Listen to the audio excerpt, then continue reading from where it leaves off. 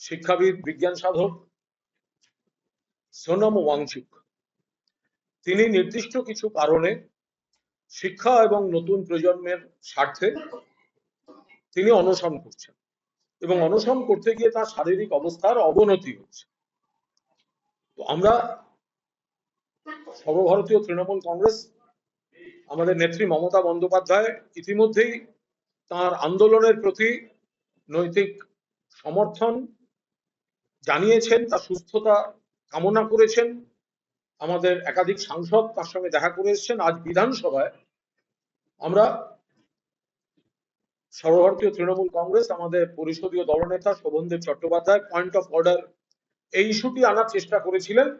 মাননীয় স্পিকার তিনি আজ অ্যালাউ করেননি, কিন্তু এরপর আমরা সংবিধান প্রণেতা বাবা সাহেব আম্বেদকরের মূর্তির নিচে আমরা কয়েকজন, বৃষ্টি বাদলার ওয়েদার তা সত্ত্বেও আমরা বসেছিলাম। আমাদের পরিষ্কার বক্তব্য, সোনম ওয়াংচুকের যে অনশন অবিলম্বে কেন্দ্রীয় সরকারকে হস্তক্ষেপ করতে হবে। কেন কেন্দ্রীয় সরকার হস্তক্ষেপ করছে না? যেভাবে ওনার শারীরিক অবস্থার অবনতি ঘটছে, উদ্বেগজনক পর্যায়ে পৌঁছচ্ছে, আদালতেও বিষয়টি আলোচিত হয়েছে।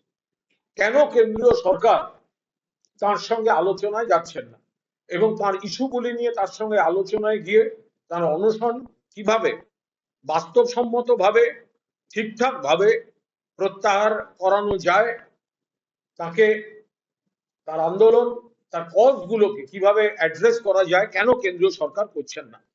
আজকে সোনম ওয়াংচুককে নিয়ে যখন সিনেমা হয় তার গল্পকে ঘিরে, থ্রি ইডিয়টস, তা নিয়ে আমরা হই হই করে সবাই মিলে থ্রি ইডিয়টস দেখতে পারি, কিন্তু আসল ব্যক্তিটি রক্ত মাংসের মানুষ যখন তার কজে তিনি অনশন করে যাচ্ছেন দিনের পর দিন, 17 দিন, 18 দিন, 19 দিন,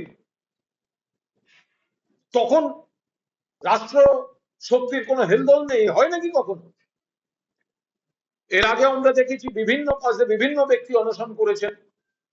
কখনো জমির ইস্যুতে মমতা বন্দ্যোপাধ্যায়, টাডার ইস্যুতে মমতা বন্দ্যোপাধ্যায়, কখনো আন্না হাজারে, বা আরো ইতিহাসের পুরোনো দিনে দেখতে গেলে তো মহাত্মা গান্ধী থেকে শুরু করে একদম পরপর এই গোটা বিষয়টা আমরা জানি। কিন্তু আজ যখন আজকের দিনে সোনম ওয়াংচুক রয়েছেন, অনশনে রয়েছেন এবং তার শারীরিক অবস্থার অবনতি হচ্ছে, আমাদের বক্তব্য অবিলম্বে অবিলম্বে কেন্দ্রীয় সরকারকে হস্তক্ষেপ করতে হবে এবং বাস্তবসম্মত সলিউশন এবং যে কজগুলো, যে কারণগুলোতে সোনম ওয়াংচুক তিনি তার আন্দোলন জারি রেখেছেন, সেই কজগুলোর বাস্তবসম্মত সমাধানের আলোচনার দরজা খুলে এই অনশনের সমস্যাটিতে কেন্দ্রীয় সরকারকে হস্তক্ষেপ করতে হবে।